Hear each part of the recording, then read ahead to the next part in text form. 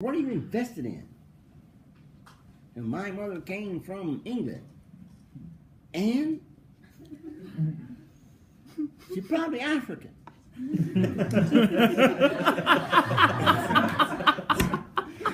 Have you ever seen the pictures of Roman soldiers? Dark. Yes. you got some, the Ethiopian ancestors, Roman soldiers, the black people, they're all Roman soldiers. All these kind of people. Your grandmama black. Yo, no, I'm from Scotland. Okay, it's worse, Jack.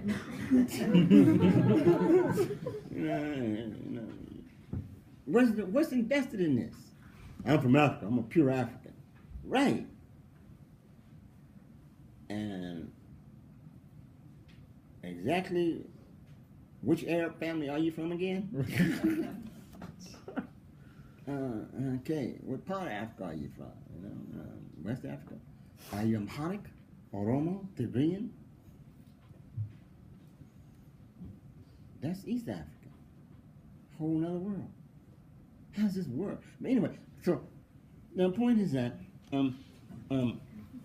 representative heuristic utilizes these group categories, and that's a problem. So I recognize it's a problem, and I try and face up to it. I think pragmatists tend to want to avoid it, and therefore they have no revolutionary agents. They can't say the working class is a revolutionary agent. They can't say that women are revolutionary agents. They can't say that the underclass is a revolutionary agent. They can't say that slaves are revolutionary agents. Because those are collective populations of group formations, which we're assuming have an interest in universal human liberation of some kind, of special kind. But as an insurrectionist, I can. I can say I think that slaves, including modern slaves, have an interest that's special. I can argue for the abolition of complete institutions. I'm a Davisite.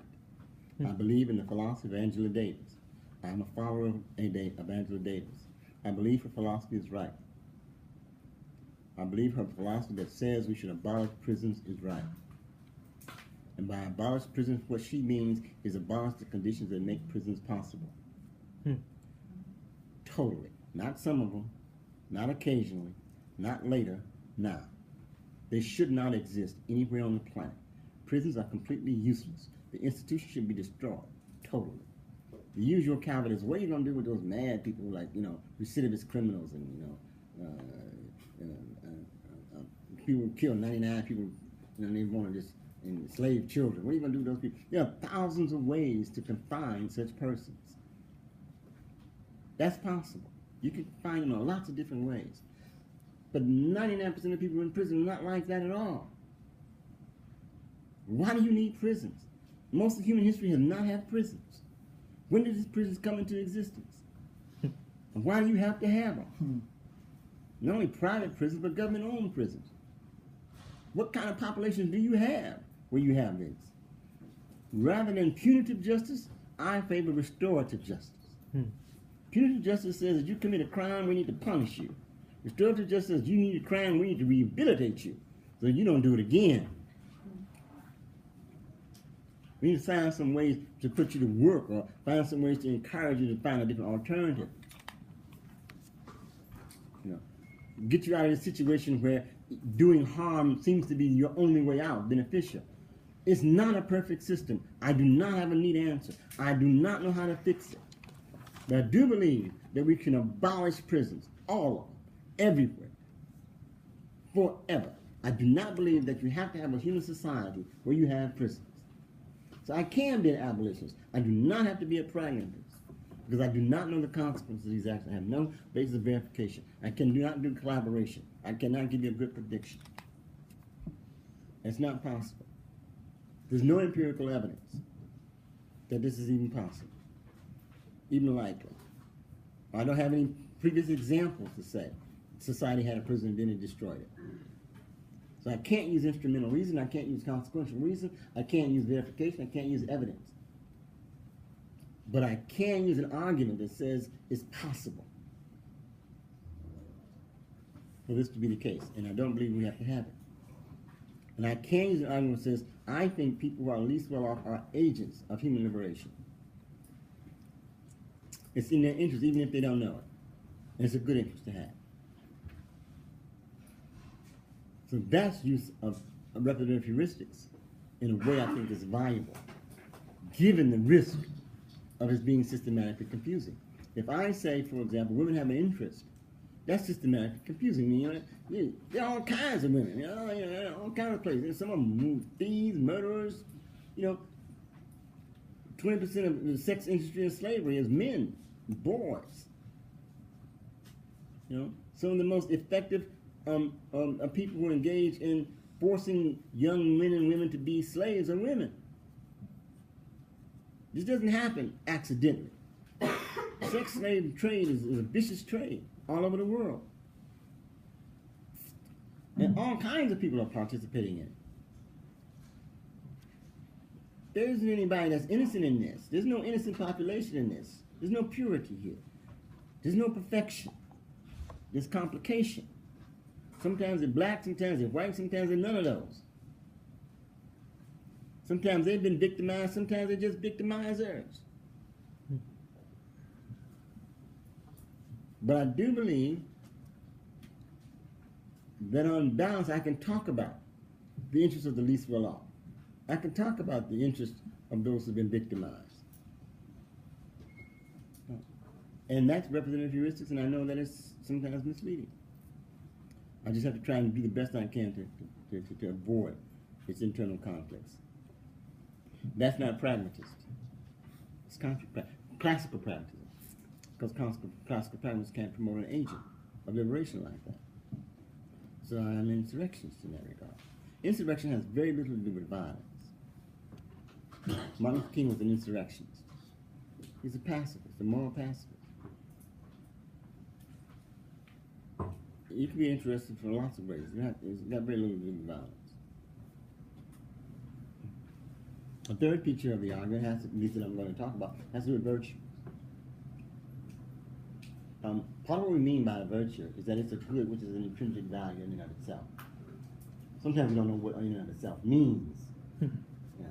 But the idea is that it has an intrinsic character, such that if you have it, you are inclined, although you may be wrong sometimes, rather than in their extreme picture forms, you may be wrong sometimes, but you're inclined to do that which is beneficial in life. You have an appropriate sentiment in that regard. And this is a good which we want to say is universally beneficial. So, for example, benevolence can be universally beneficial. Caring about your neighbor, caring about a stranger, showing strangers due regard, can be beneficial. And it's beneficial to you in and of itself by virtue of the kind of person that it makes you. And that kind of person is the kind of person which is envious. So it's a trait which is intrinsic to you. It's just that I think that the traits which are very often listed are inadequate.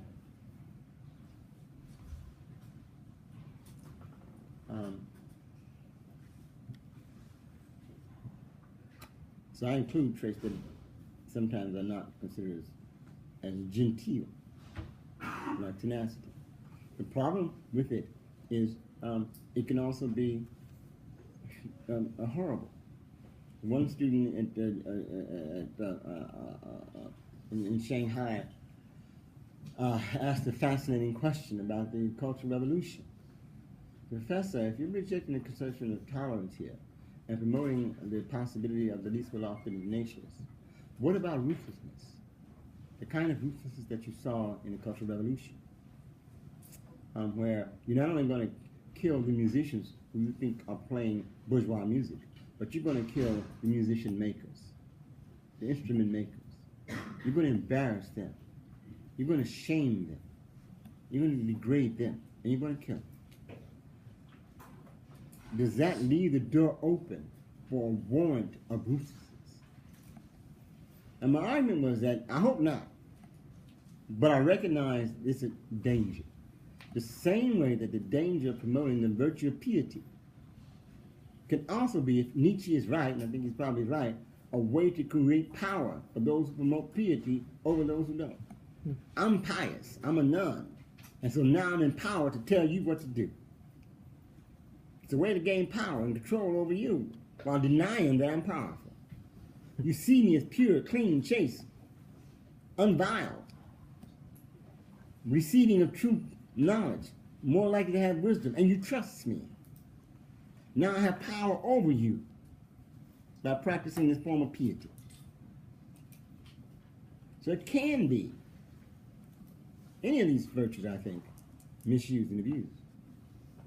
Benevolence.